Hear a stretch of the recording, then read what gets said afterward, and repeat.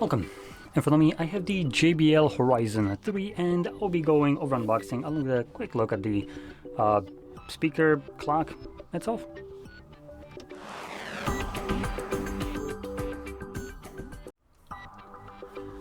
Okay, so getting into it, let's see, do we have any kind of seals to cut through? Oh, we do, on the sides. We got one, and okay, now before I get into it, I kind of want to flip it over. So at the back we have Rise and Shine JBL Pro Sound. Pro probably is very not very defined what they consider pro, but whatever. We have ambient light, FM radio, okay, and USB charging port, and JBL 1-up, and that's about everything that there is mentioned here. So I'll just pop it open. And here we get, please tell me that this is not a gigantic box for just literally 2 cables. Nope, indeed it is. Literally that's all it was in there. And a space that my entire hand can fit all the way to like right here. This was all that was in there. Awesome. Not like this could have been just organized a little bit differently. Had to save paper, space, all that stuff. Okay, more just space wasting. Here we get paperwork and the actual speaker itself.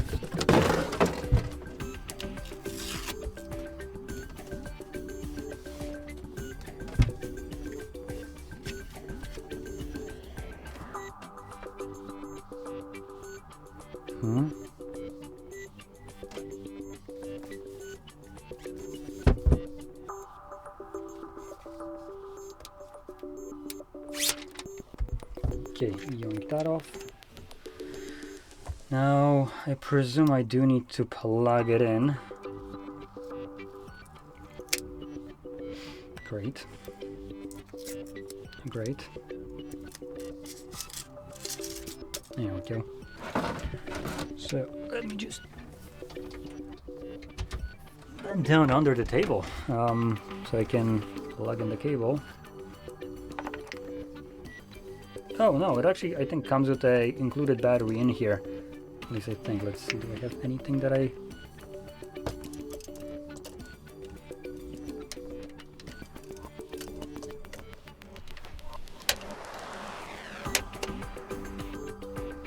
Oh, I kind of damaged it. I'm just, I'm just gonna keep it as it is. So yeah, I think I can just plug that in. There we go.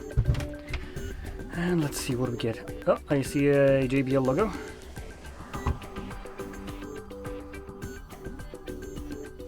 Okay. How do I go back?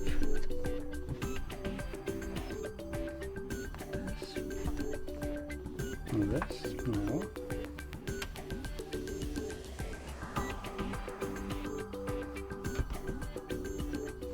Oh, it's a second page. Okay. So let's select English and really? Can I just... Oh, I can select later. Let's go. Not good enough. I'm not really caring too much about this. Yes, it's 12. Cool.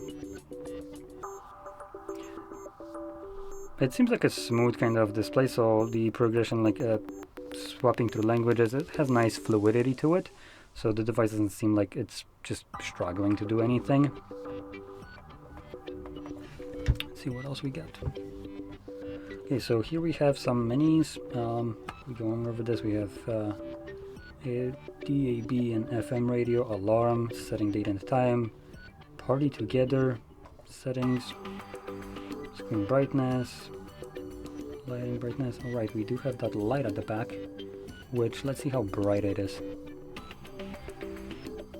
Oh, so this is just like an ambient light. At least I think it is. Can I like...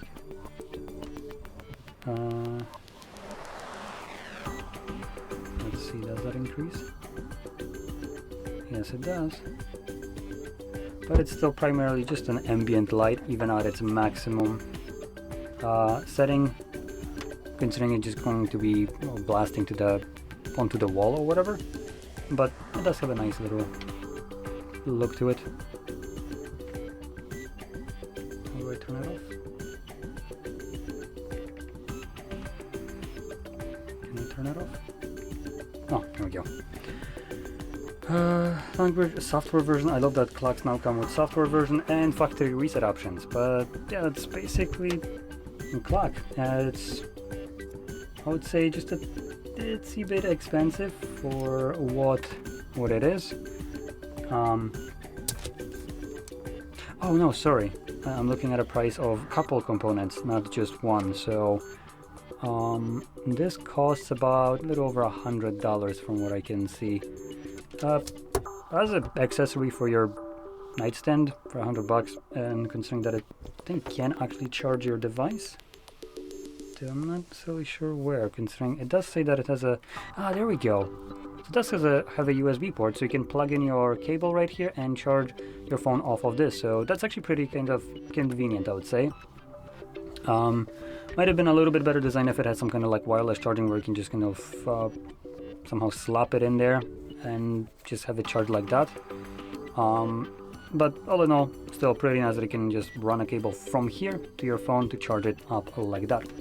One thing that I also want to mention, this is not a touch display, so you're always going to be relying on this little knob right here to scroll through and press to navigate to the entire menu. So anyway, that's about it. So if you found this very helpful, don't forget to hit like, subscribe, and thanks for watching.